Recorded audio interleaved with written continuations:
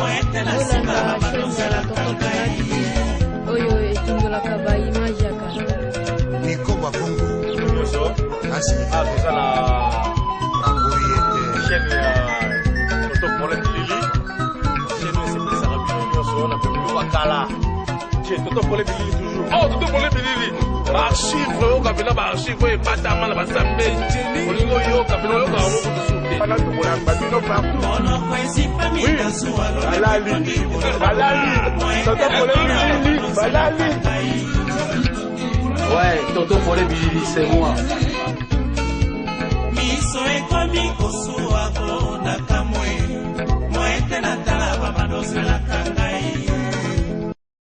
Et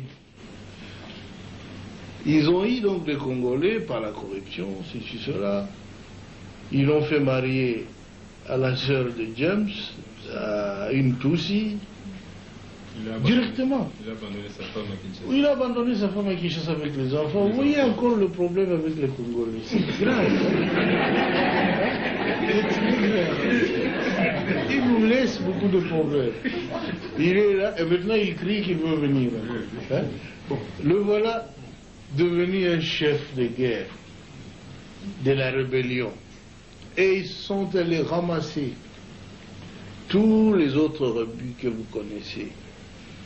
Les Tambo et Mwamba, les Zaïdi Ngoma, l'autre est là, Londa Bouloulou, Wamba Diawamba. Et vraiment une kermesse de gens, en tout cas corrompus et inutiles. Pardon, le Bizima Karaha, qui était mon ministre des Affaires étrangères, que je croyais congolais. Et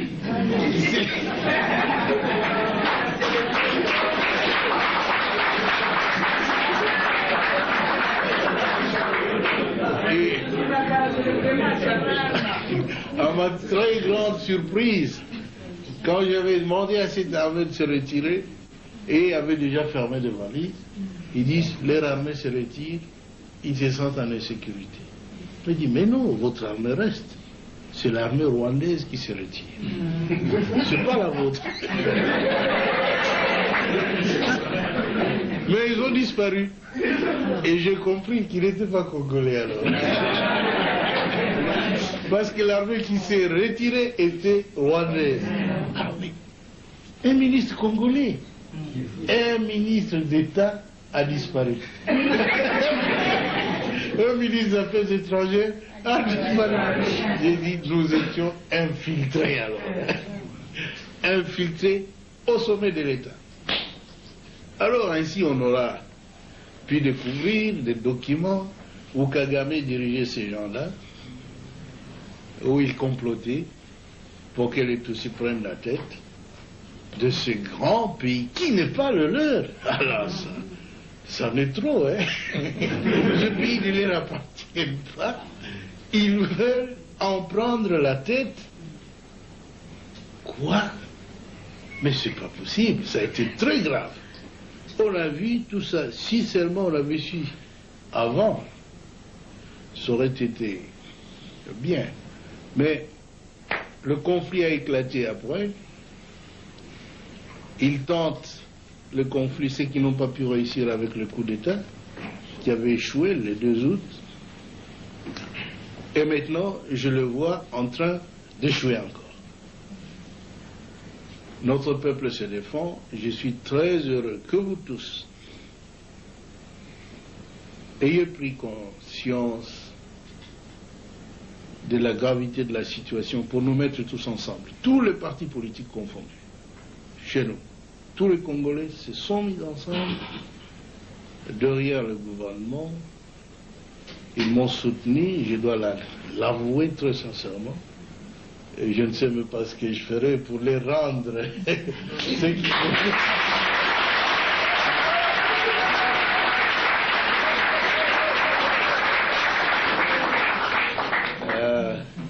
Mais ce que je dois vous assurer, c'est que je suis un soldat du peuple et je ferai mon devoir jusqu'à mon dernier jour. Je veux que mon pays soit totalement libre est en tout cas un pays moderne qui se développe, où sur le plan social, nos villages doivent être transformés. Parce que tout le monde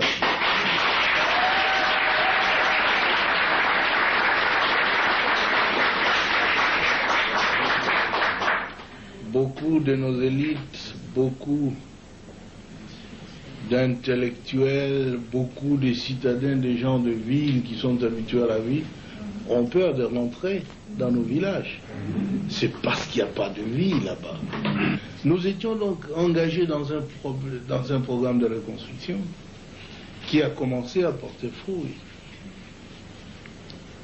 Et tout cela sans assistance extérieure.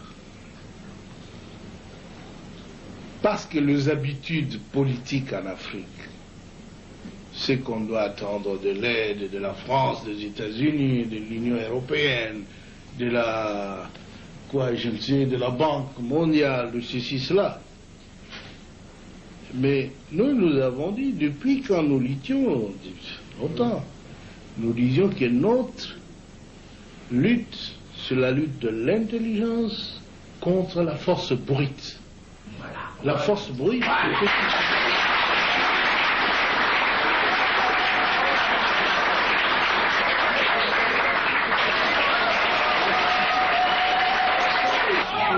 nous disions alors dans un des congrès au Maquis où il a participé en 1976 que parce que nous avons tout dans notre pays, nous ne pouvons même pas les demander de l'assistance de l'homme. Il faut utiliser l'intelligentsia nationale pour transformer tout ce que nous avons.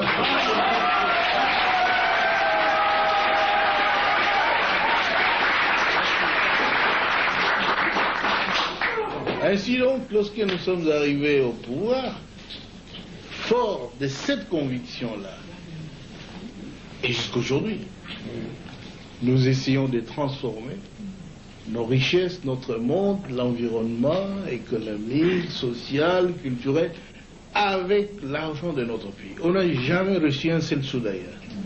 Et voilà qu'ils sont mécontents. Ils ne demandent pas à la Banque mondiale, ils viennent avec des plans actifés ailleurs, qu'ils ont toujours présentés pendant 37 ans du régime d'autres. Toujours le même plan. Ils sont venus avec ça. Moi j'ai dit non. Notre plan à nous, c'est nous qui souffrons. Nous connaissons de quoi nous souffrons. Alors nous allons faire un plan pour résoudre notre problème. Ils disent, où est-ce que vous aurez de l'argent? Si on peut toujours l'avoir ici. Le Congo est riche. Et nous avons fait cela. Nous avons notre plan. Il est bien. C'est un plan qui doit développer notre pays. On les a demandé. Messieurs, nous voulons aussi des autoroutes. Tous ces ambassadeurs qui étaient là, parce qu'ils étaient tellement habitués à appeler des ministres, etc., moi j'ai dit, attention, mes ministres ne sont pas des garçons de course.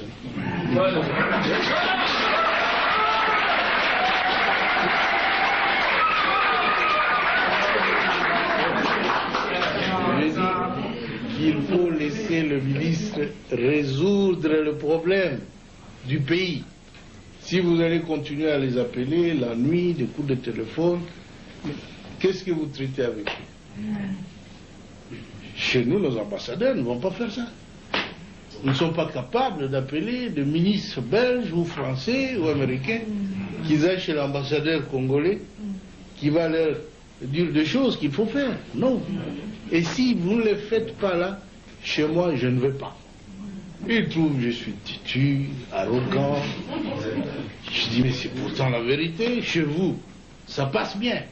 Ça doit aussi passer bien chez vous. Ne vous immiscez pas dans nos affaires. Alors, comment est-ce que vous allez avoir de l'argent? Vous ne ferez même pas 3 mois. Moi, il dit, 3 mois? Mais je ferai plus que 3 mois.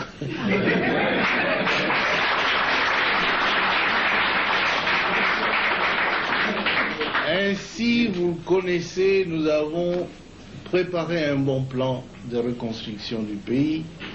Ils nous ont dit qu'il faut aller le défendre à Bruxelles. C'est vrai, oui, on a envoyé une délégation à une conférence qu'ils ont appelée la conférence des amis du Congo. Disons, jeunes hommes, allez-y, défendez notre plan. S'ils vont donner de l'argent, c'est bien, mais moi je les ai prévenus qu'il n'y aura pas de l'argent à donner au Congo. Parce qu'ils savent bien, nous ne sommes pas en train de servir leurs intérêts. Si nous étions en train de servir leurs intérêts, ils donneraient quelques primes d'argent pour nous corrompre, pas pour développer le Congo. Alors maintenant, il faut un choix. Ou vous êtes pour le peuple, acceptez de rentrer sans argent, ou tu es pour eux, bouffe leur argent, rentre travailler pour ton peuple. C'est fini. Ils ont apprécié le plan et ils ont commencé à faire des éloges. Oh là là, c'est le premier plan cohérent qu'ait présenté ces pays-là. Toutes ces années, le Mobutu ne faisait pas de plan, mais il le faisait bien. Ils ont dit ça, c'est un plan cohérent, ceci, cela. Mais il faut travailler avec la Banque mondiale, il faut travailler avec ceci. Ils sont revenus, on va ouvrir un trust fund, un compte Kober, c'est-à-dire un panier où ils vont jeter de l'argent. Jusqu'aujourd'hui, hier, le ministre du Plan ici me disait, Président, il n'y a que 13 millions. Quoi 13 millions, et encore que nous n'avons pas le droit de toucher à ces 13 millions. Parce que pour toucher les autres, et nous-mêmes, nous sommes nulle part. Et ils veulent dire dans quel secteur cet argent doit être utilisé. Moi, je les ai dit, alors là, ils peuvent oublier. S'ils veulent nous contrôler de cette façon-là, on n'a pas besoin de cet argent. 13 millions, c'est quoi? D'abord, il me disait qu'il y avait 80 millions. 84 millions. Moi, j'ai dit à tous ces ambassadeurs de l'Union européenne, mais 84 millions pour le Congo, c'est quoi? Nous avons beaucoup de moyens de faire sans cela. C'est 2 dollars par congolais. Oui. Nous avons moyen de faire sans vous, sans cet argent. Et nous ne voulons pas de conditions. En tout cas, je les ai dit, avec votre argent, nous on continue. Et nous avons plus que 100 millions, plus que le panier des autres. Et encore que nous n'avons pas le droit de décider de l'utilisation de cet argent. Vous voyez, ce sont de blabla, ils se sont trop familiarisés avec l'Afrique. Ils jouent avec nous comme des gamins. Mais cette fois-ci, ils ont vu que le Congo est devenu majeur. La haine. La haine. Nous n'avons rien contre les Américains, les Européens, les ceci, les cela. Mais vous-même, vous êtes témoin, écoutez RFI et d'autres. La campagne. Quelle bassesse. Hein? Ils ne font qu'accuser le Congo. Tout ne va pas, ceci, cela, mais tout va très bien. Sinon, le peuple ne se serait pas ligué autour du gouvernement. C'est maintenant que le peuple a compris que la politique, c'est la sienne. Nous ne sommes que des exécutants fidèles. C'est tout. C'est pourquoi tout le monde au Congo tend à se mettre ensemble avec la direction du pays pour que nous puissions arriver à nos objectifs.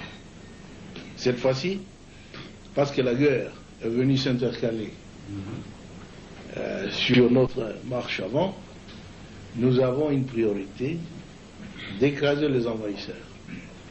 Et je vous avoue qu'ils seront écrasés. Ils le sont.